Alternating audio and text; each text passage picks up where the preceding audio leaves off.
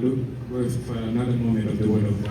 Abarimo bitegura kubaka urugo mutambuke iteraniro natwe dushimira Imana dukomera Imana amashi kubwabo abana bacu beza bagiye kubaka.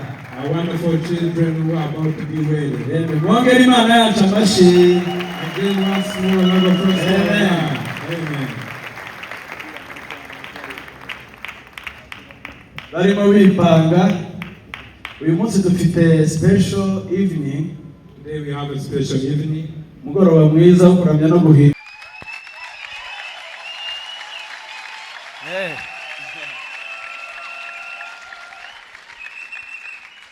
Hallelujah. Amen. Mazina yanjye nitwa Mugisha Diama. Ndi umwana hano mu rusengero.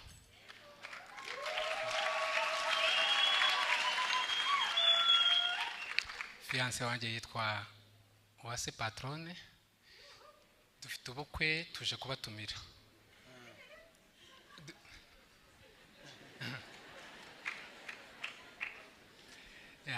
Dufite ubukwe ku itariki 6 z'ukwezi kwa gatandatu.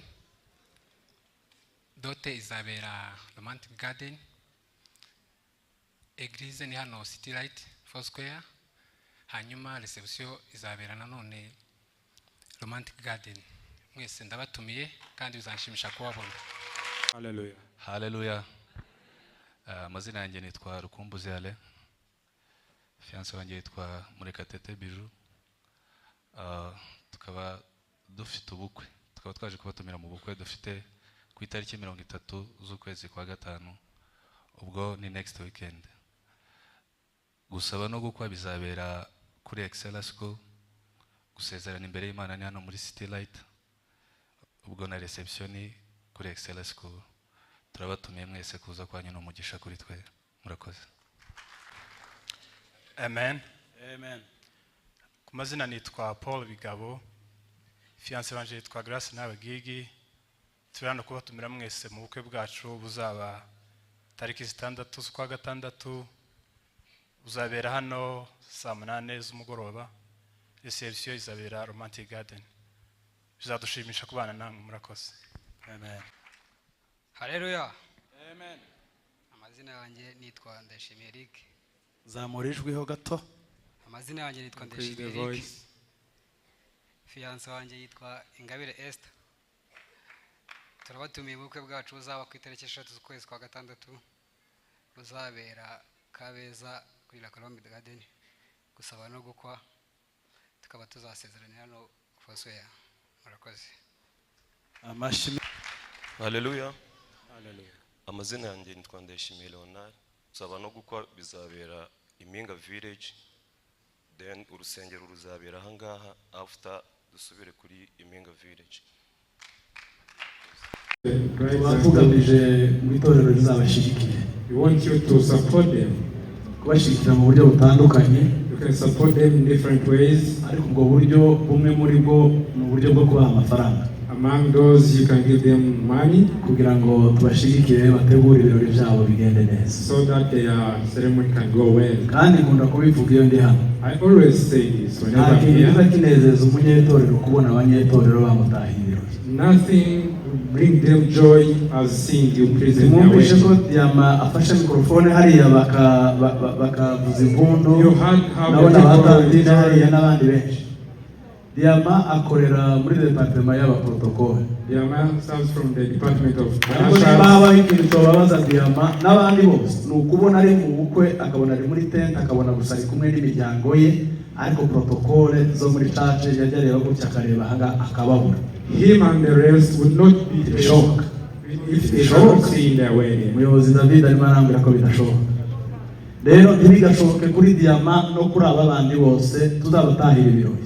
For all of them, please come in their wedding. Hanyuma ufite impamvu y'ukuri ikwiye gutuma aba bantu badasezerana. And if you have a reason that we should not wed these people, administration ivuge. Come to the administration and turasuzuma n'isanga ari y'ukuri itwobasezerana. Kandi dusanga ari amagambo tuzabasezerana. If you find that is a valid reason, we shall not. Rero Imana ibahe umugisha muri gahunda zanyu z'imyiteguro. May God bless you. Mukomeze kugira imyiteguro myiza. kandi turi inyuma yanyu turabashigikiye. Yesu azabakorera ubukwe We are bwiza. with you. May God Murakoze cyane, mwasubira mu myanya yanyu. You may take your seats. Amen. Amen. Hallelujah.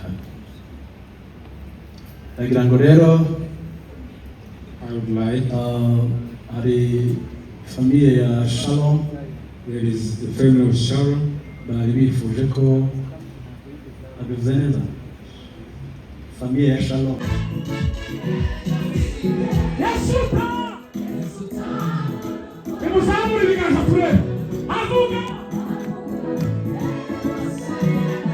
Gikombe kane Tuvurize Imana ivuguta Ahuye Samura vori meshadu Yasuta Avuga Eka kure mihano Gikombe kane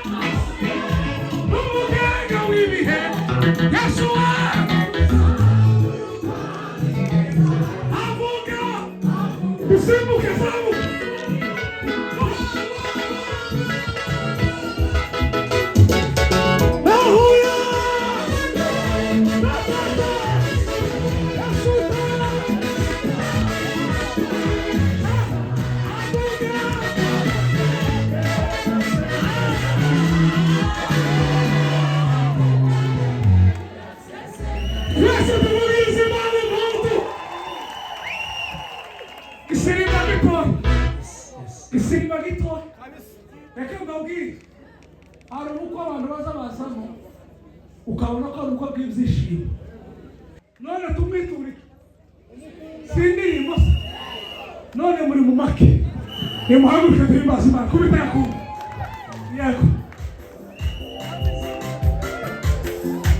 yes yes